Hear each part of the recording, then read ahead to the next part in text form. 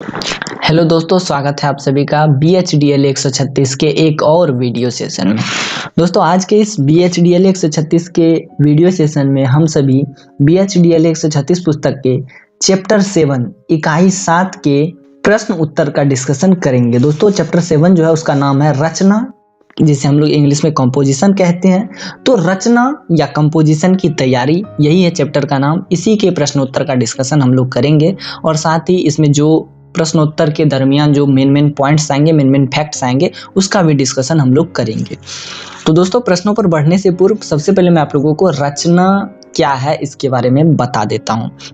तो दोस्तों, वास्तव में जो रचना होती है, जो कंपोजिशन होती है, वह किसी एक विषय पर एक तरह का सुसंगठित प्रस्तुतिकरण होता है। मतलब ऐसा होता है कि कोई एक विषय ले लीजिए और उस पर आप अपना एकदम सटीक प्रस्तुतिकरण दे दीजिए, तो वही एक रचना हो जाएगी। जैसे कि निबंध रचना, गद्य रचना, पद्य रचना, गधे पर निबंध की रचना कह सकते हैं आप। या फिर समय बहुत बलवान होता है, इस पर रचना करनी है, तो आप इसमें क्या करते हैं कि विस्तार पूर्वक, मतलब शुरू से लेकर अंत तक के सारे पॉइंट्स जोड़ देते हैं, तो वही रचना कहलाती है। जैसे कि आपको कह दे कि गाय पर निबंध लिखिए, तो आप क्या करेंगे? सबसे पहले क्या करेंगे? गाय के बारे में बताएंगे कि गाय ऐसी होती है, वैसी होती है, फिर गाय क्या खाती है, फिर गाय किस रंग की होती है, फिर गाय की आयु कितनी होती है, ये सारी चीजें आप बताएंगे। या फिर जैसे कि आप एक उदाहरण और लीजिए, आपको कह दिया जाए कि विज्ञान, वरदान और अभिशाप पर एक निबंध रचना कीजिए, तो आप क्या करेंगे? सबसे पहले विज्ञान के महत्व को बताएं। सबसे पहले विज्ञान क्या है ये बताएंगे, फिर विज्ञान के महत्व को बताएंगे, फिर ये बताएंगे कि कैसे विज्ञान एक वरदान है, फिर ये भी बताएंगे कि विज्ञान कैसे एक अभिशाप है, और अंत में आप क्या करेंगे? तो सारांश लिख देंगे या निष्कर्ष लिख देंगे कि आखिर क्या ज्यादा अच्छा है, विज्ञान वरदान के रूप में ज्यादा बेहतर है या फिर अभिशाप के रूप में ज्यादा बेहतर है। तो दोस्तों, इसमें क्या होता है कि सिंपल होता कुछ नहीं है, बस यही होता है कि रचना में किसी विषय पर एक सुसंगठित प्रस्तुतिकरण दिया जाता है। मुझे लगता है कि अब आप लोग वास्तव में रचना को समझ गए होंगे। चलिए दोस्तों, अब प्रश्नों से रूबरू करवाता हूं और प्रश्नों के डिस्कशन के साथ साथ उसके उत्तर का डिस्कशन भी करवाऊंगा। तो दोस्तों, पहला प्रश्न है कि रचना प्रारंभ करने से पहले स्वयं से क्या प्रश्न पूछना आवश्यक होता है? तो दोस्तों, रचना जब भी आप करते हैं, मतलब किसी भी विषय पर आप रचना करना चाहते हो, तो सबसे पहले आप ये पूछेंगे कि आखिर जो आप लेखन करेंगे, जो आप लिखेंगे, जो रचना आप करेंगे, वो किसके लिए करेंगे और क्यों करेंगे? आखिर इसके पीछे का क्या रीजन है कि आप लेखन करेंगे या रचना करेंगे? और आप जो लेखन करेंगे वो दूसरों को कैसे प्रभावित करेगा, ये भी आप जरूर सोचेंगे। अगर इसको आप ना सोचे तो आप एक प्रभावी रचना नहीं कर सकते, एक सार्थक रचना नहीं कर पाएंगे।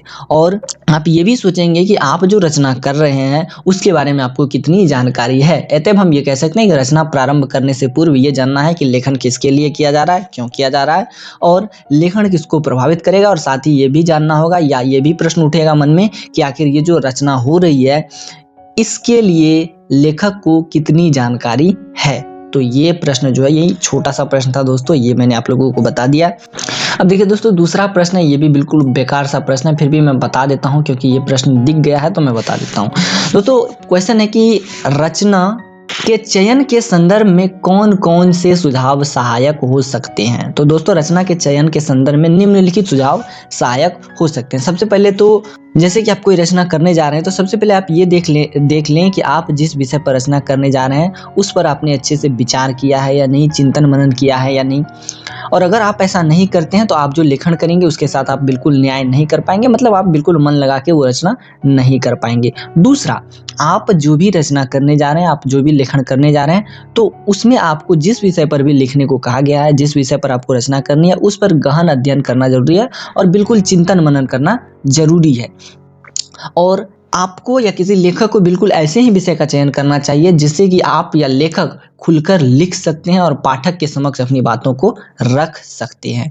तो ये भी आप समझ गए दोस्तों। मुझे लगता है कि बिल्कुल ये सटीक सा, बिल्कुल छोटा सा क्वेश्चन था, ये आप समझ गए। अब चलिए मैं आप लोगों को विस्तार पूर्वक अध्ययन करवाता हूँ एक बड़े से प्रश्न पर। बड़े से प्रश्न का डिस्कशन हम लोग करेंगे, उसके बाद हम लोग वीडियो जल्दी से जल्दी समाप्त करेंगे। प्रश्न है दोस्तों कि रचना का अंत कैसे किया जाता है? तो आखिर ये मतलब ये क्वेश्चन है कि रचना का अंत कैसे किया जाता है। ऐसा नहीं है कि आपने रचना स्टार्ट की, आपने 2 लाइन ऊपर का कहीं और का लिख दिया और लास्ट में 2 लाइन लिख करके अंतिम कर दिया, 4 लाइन में ही पूरी की पूरी रचना समाप्त कर दिया। ऐसा नहीं होना चाहिए दोस्तों। अभी मैंने आप लोगों को ऊपर में विज्ञान, वरदान और अभिशाप के माध्यम से एक उदाहरण दिया था। उसी उदाहरण को हम लोग यहाँ भी यूज़ करेंगे। तो होता यूँ है कि रचना जब भी हम लोग करते हैं तो उसका जो अंत होगा वो बिल्कुल अचानक से नहीं हो जाएगा। मतलब मेरा यहाँ पर ये कहना है कि रचना का अंत जो अचानक नहीं किया जाना चाहिए। रचना के अंत करने से पूर्व, मतलब रचना का अंत जहाँ हो उससे पहले निष्कर्ष या सारांश ज़रूर लिखना चाहिए। और जो भी मेन पॉइंट है, जो भी निष्कर्ष संबंधी पॉइंट है, उसको बिंदुवार नीचे जरूर लिखना चाहिए अंतिम अनुच्छेद में। इतना आप समझ गए दोस्तों। और रचना के अंतिम अनुच्छेद में, रचना का जब भी अंत होता है तो उसके अंतिम अनुच्छेद में कुछ विचारों को भी संकलित किया जा सकता है, कुछ तथ्य भी दिए जा सकते हैं, कुछ सूचनाएं, सुझाव, राय, निर्णय आदि भी दिए जा सकते हैं। ये भी समझ गए दोस्तों। और रचना में जो होता है अंतिम भाग, उसमें किसी भी पूरे के पूरे रचना के मुख्य सूचनाओं का संक्षेपण होता है। मतलब ऐसा है कि आपने 25 पेज की रचना कर ली और अंतिम में आपको निष्कर्ष लिखना हो तो आप क्या करेंगे, 25 के 25 पेज का जो मूल निष्कर्ष है वो आप नीचे लिख देंगे। मतलब जो मुख्य विचार है उसको संक्षेप में आप नीचे लिख देंगे।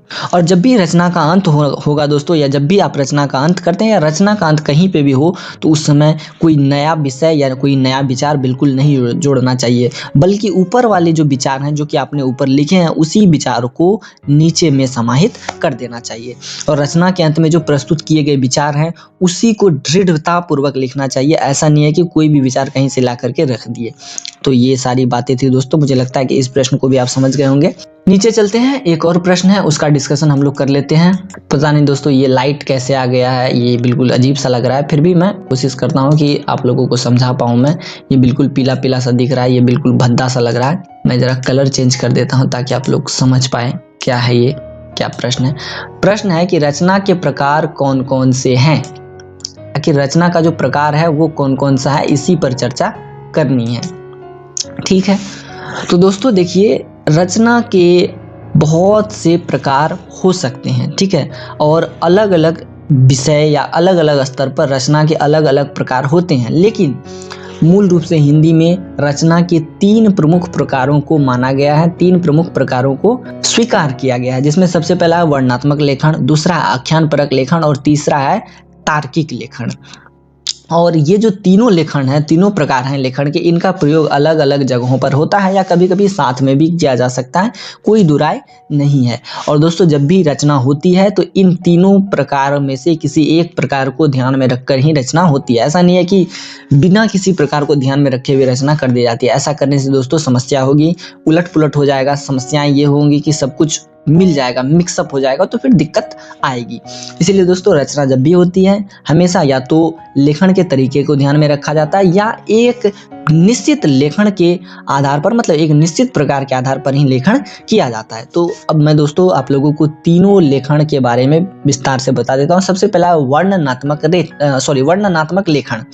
तो इसमें क्या होता है दोस्तों कि यह जो रचना है, यह रचना सबसे ज़्यादा चलती है, ये भी मैं आप लोगों को बता देता हूँ। इसके बाद मैं आप लोगों को इसके बारे में विस्तार से बताऊंगा। यह रचना सबसे ज़्यादा प्रचलित है।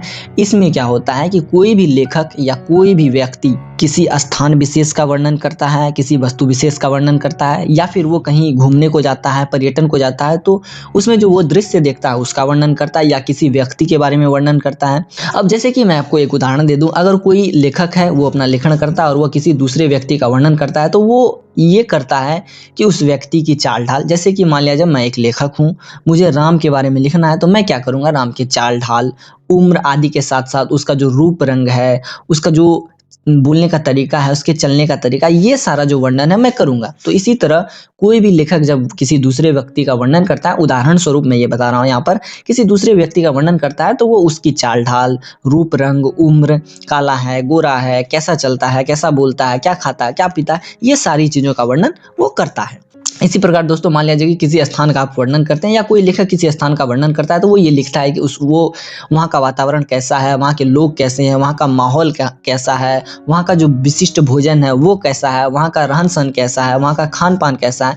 तो ये सारी चीज़ें जो है वर्णन की जाती है। इसीलिए दोस्तों हम इसे हम लोग वर्णनात्मक लेखन कहते हैं, क्योंकि इसमें क्या होता है कि लेखन के लिए विशिष्ट शब्दावली एवं अभिव्यक्ति का सहारा लेना पड़ता है। मतलब ऐसा नहीं है कि छोटी मोटी शब्दावली का संग्रह है लेखक के पास और वो अच्छे से लेखन कर पाएगा या अच्छे से रचना कर पाएगा, ऐसा नहीं हो पाएगा दोस्तों, क्योंकि ये वर्णनात्मक लेखन है। वर्णनात्मक मतलब बिल्कुल विस्तार से लिखना है, तो विस्तार से लिखने के लिए विशिष्ट शब्दावली की आवश्यकता होती है, इसीलिए विशिष्ट शब्दावली की मदद से ही वर्णनात्मक लेखन किया जा सकता है।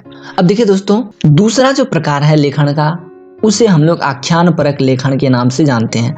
आख्यान परक लेखन में ये होता है दोस्तों कि लेखक जो है वास्तविकता एवं कल्पना दोनों का सहारा लेते हुए रचना करता है। जैसे कि कोई लघु कथा हो गई दोस्तों, दंत कथा हो गई, ये सारी जो कथाएं होती है ये आख्यान परक लेखन के अंतर्गत आती है। मतलब मैक्सिमम केस में क्या होता है, मतलब अधिकतर परिस्थितियों में ये होता है कि जो आख्यान परक लेखन होता है उसका वास्तविकता से कोई लेना देना नहीं होता।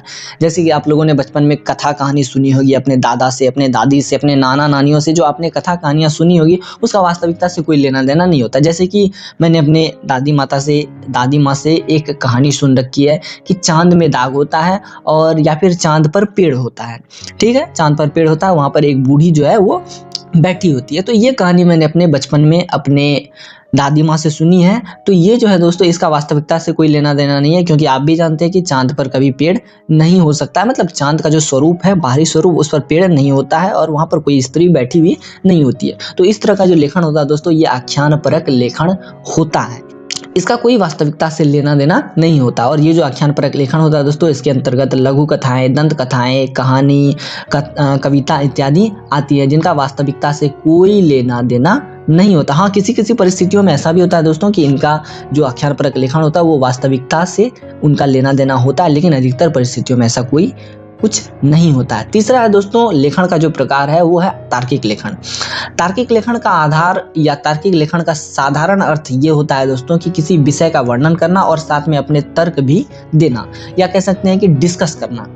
इसमें क्या होता है कि पाठक जो है वो लेखक जो है पाठक को तर्क के माध्यम से अपनी बातें समझाने की कोशिश करता है। जैसे कि दोस्तों मैं एक उदाहरण आप लोगों को देता हूं। उदाहरण के स्वरूप आप लोग टीवी पर डिबेट शोज देखते होंगे, ठीक है। तो टीवी पर जो डिबेट शोज आप देखते हैं दोस्तों, वही तर्क का जो है अच्छा सा उदाहरण है। वहां पर क्या होता है कि तर्क के आधार पर डिस्कशन होता है, जिसे हम लोग कहते हैं डिबेट शो। तो दोस्तों अगर उसी तर्क को हम लोग लिखित स्वरूप में प्रकट कर दे तो वही तार्किक लेखन के अंतर्गत आएगा। यही होता है दोस्तों तार्किक लेखन। तार्किक लेखन में क्या होता है कि लेखक जो होते हैं वो अपने तर्क वितर्क देते हैं और इसी आधार पर लेखन अपना करते हैं। ठीक है, ये भी आप समझ गए दोस्तों। हर एक का एग्जाम्पल दिया गया है, एग्जाम्पल मैं देना नहीं चाहूंगा, बहुत लंबा हो जाएगा वीडियो, आप लोग भी परेशान हो जाएंगे। अब एक अंतिम प्रश्न बच गया दोस्तों, मैं उसका भी डिस्कशन आप लोगों को करा देता हूं और उसके डिस्कशन के बाद हम लोग इस वीडियो सेशन को समाप्त करेंगे। अब देखिए दोस्तों, अगला और अंतिम प्रश्न है इस वीडियो सेशन का, और वो ये है कि रचना की तैयारी के प्रमुख चरणों पर प्रकाश डालिए। तो दोस्तों यहाँ पर ये कहा जा रहा है कि आप जो रचना करेंगे उसमें क्या क्या चरण होंगे, किस किस स्टेप के माध्यम से आप आगे बढ़ेंगे कि आप एक सार्थक लेखन कर पाएंगे। तो दोस्तों देखिए, रचना की तैयारी के बहुत से चरण होते हैं, जिनमें से प्रमुख चरणों की चर्चा मैं यहाँ पर अभी कर देता हूँ। सबसे पहला जो चरण होता है दोस्तों, सबसे पहले ये जानना होता है कि आखिर किस विषय पर लेखन करना है, विषय क्या है। दोस्तों ऐसा है कि अगर आप किसी विषय पर रचना करना चाहते हैं तो ऐसा नहीं है कि आप ऐसे उठाएं किसी विषय को लिख दिया आपने, ऐसा नहीं हो सकता दोस्तों। आपको सबसे पहले ये जानना है कि आपका जो विषय है रचना का वो क्या है। उसके बाद से आप ये देखेंगे कि आप जिस विषय पर लेखन कर रहे हैं क्या आप उस पर चिंतन करने में सक्षम है, मतलब आप उसके बारे में सोचने में सक्षम है। अगर आप ऐसा नहीं करते हैं दोस्तों, अगर आप उस पर चिंतन नहीं करते हैं तो आप अपने लेखन के साथ न्याय नहीं कर पाएंगे दोस्तों। आप जो है एक प्रभावी लेखन नहीं कर पाएंगे, एक प्रभावी रचना नहीं कर पाएंगे, क्योंकि आप अपने विषय के बारे में नहीं सोचेंगे। इसीलिए विषय क्या है ये सोचना जरूरी है, और जब विषय आप चूज कर ले तो आप ये सोचिए कि आप जो है उस विषय पर सोच सकते हैं या नहीं। जब आप ये भी सोच लें तब उसके बाद ये सोचिए कि आपने जो सब्जेक्ट चुना है, आपने जो विषय चुना है रचना के लिए, क्या आपने उस विषय पर गंभीर अध्ययन किया है, क्या आपको उस विषय की पूर्ण जानकारी है। अगर आपको उस विषय की पूर्ण जानकारी है तो आप जो है रचना के लिए तैयार है। उसके बाद अब ऐसा है दोस्तों कि मान लिया जाए कि आपको कोई विषय पसंद ना हो, फिर भी आपको उस पर बहुत जानकारी, आपको उसके बारे में बहुत जानकारी है, लेकिन उस परिस्थिति में भी दोस्तों आप एक रचना लेखन की कोशिश नहीं करें, क्योंकि आप जो है रचना लेखन के समय विषय पर प्रस्तुतिकरण ठीक से नहीं कर पाएंगे। उसके पीछे का कारण यह है दोस्तों, क्योंकि आपको उस विषय में रुचि है ही नहीं। भले ही आपको बहुत जानकारी हो, लेकिन रुचि नहीं होने की वजह से आप एक सटीक रचना नहीं कर पाएंगे। ये बात आप समझ गए दोस्तों। अब उसके बाद दोस्तों जब आप ये चूज कर लेंगे, ये आप सोच लेंगे कि विषय क्या है, उसके बाद आपको ये सोचना है कि आखिर विषय का सीमा निर्धारण कैसे किया जाए। मतलब ऐसा है कि विषय का जो शब्द निर्धारण है वो कैसे करें। जैसे कि मान लिया जाए आपको लिखने को दिया गया कि टेलीविजन पर लिखना है आपको, ठीक है, टेलीविजन पर आपको रचना करनी है। अब टेलीविजन के बारे में आप इतना जानते हैं कि आप 750 शब्द में लिख सकते हैं, लेकिन आपको कहा गया कि आपको रचना केवल 250 शब्द में ही करनी है, तो आप उस परिस्थिति में क्या करेंगे दोस्तों।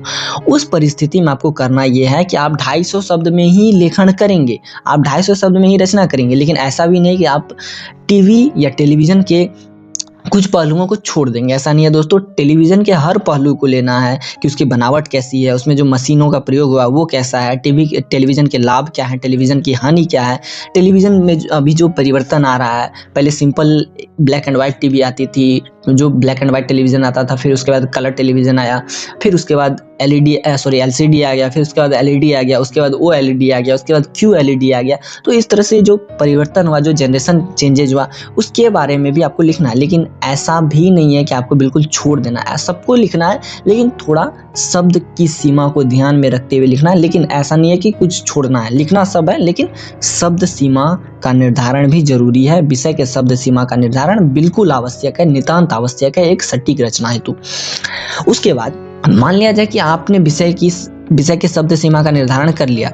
अब उसके बाद आपको करना क्या है कि विषय से जो संबद्ध सामग्री है उसको एकत्र करना। जैसे मान लिया जाए आपको टेलीविजन के बारे में लिखना, ठीक है, आपको जानकारी उतनी नहीं है, तो आप सबसे पहले जानकारी एकत्र करेंगे, तभी तो आप सटीक लेखन कर पाएंगे।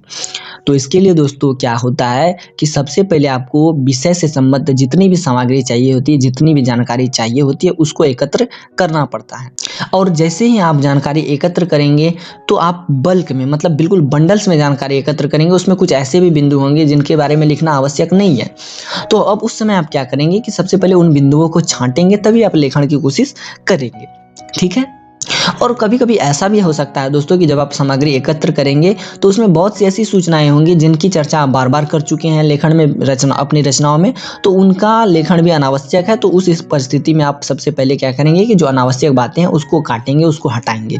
और कुछ ऐसे चिंतन या विचार भी हो सकते हैं सामग्री के चयन में जिसके बारे में अलग अलग लोगों की राय अलग हो, आपकी राय अलग हो। तो उस स्थिति में आपको क्या करना है कि आपको ऐसे राय को लेना है जो कि सबको बराबर लगे, जो सबको अपने अंदर समाहित कर ले, ठीक है। ये भी आप समझ गए दोस्तों। अब आगे मान लिया जाए कि आपने ये सारी चीजें कर ली। अब उसके बाद करना क्या है दोस्तों, आपके विचार में जो भी भाव प्रकट हुए, आपने ये जान लिया कि विषय क्या है, विषय की शब्द सीमा का निर्धारण कर लिया, और उसके बाद विषय से संबंध सामग्री भी एकत्र कर ली। अब आपको करना है कि सारे विचारों को एक जगह करना है, मतलब विषय की रूपरेखा तैयार करनी है। और विषय की रूपरेखा तैयार करने के बाद आपको क्या करना है कि सभी सुझावों को, सभी सामग्रियों को एक जगह लिखना है, और ऐसे लिखना है कि सभी कड़ियाँ एक दूसरे से जुड़ती चली जाए और ऐसा न लगे कि बीच में खंड कर दिया गया, मतलब तोड़ दिया गया, बिल्कुल अलग सा ना लगे। और सभी को सही क्रम में नियोजित करके लिखते हुए चलना है। मतलब ये कह सकते हैं वे काल क्रमानुसार विभाजित हो, मतलब एकदम काल क्रम में हो, एकदम सटीक हो, ठीक है, और कारण और प्रभाव पर आधारित हो। ऐसा नहीं है दोस्तों कि आपको टेलीविजन के बारे में लिखने को दे दिया गया, टेलीविजन पर रचना करने को दे दी गई, और आपको पता है कि टेलीविजन से कुछ लाभ है, तो लाभ के क्या कारण है वो आपको बताना है। और टेलीविजन की हानि है, तो हानिकारक क्या प्रभाव है टेलीविजन से, वो भी आपको बताना है। ऐसा बिल्कुल नहीं हो कि कारण भी ना हो और प्रभाव भी ना हो। ये सारी चीजें जो है आपको एकत्र करके रखनी है ताकि आप एक सटीक रचना कर सकें। तो दोस्तों ये वाला प्रश्न भी यहीं पे समाप्त हो जाता है। मैं उम्मीद करता हूँ कि ये वीडियो सेशन आप लोगों को बिल्कुल अच्छा लगा होगा। अगर इस वीडियो सेशन में कोई गलती अथवा कमी अथवा त्रुटि है तो मैं इसके लिए आप लोगों से क्षमा चाहता हूँ, और मैं कोशिश करूंगा कि नेक्स्ट वीडियो सेशन से इस तरह की गलती ना दोहराऊं। तो अभी के लिए बस इतना है दोस्तों, फिर मिलते हैं नेक्स्ट वीडियो में। Till then tata bye bye.